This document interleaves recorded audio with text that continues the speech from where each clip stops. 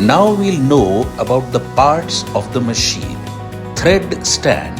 The thread is placed on the thread stand. Presser foot holds the fabric down. Machine head is placed on machine bed. Needles are placed in the needle bar. Feed dog moves cloth back and forth. Knee lifter lifts presser foot. Needle guard protects fingers. The hand wheel moves the needle up and down. Foot pedal controls the speed of the machine.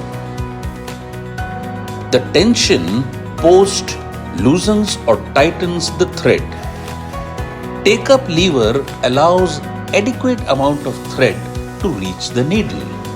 Trade guide gives direction to the trade guard. Machine motor drives the machine. Machine stand keeps the machine bed fixed. Headrest pin keeps the machine in place. Bobbin is installed in the bobbin case. Bobbin is used in hook case.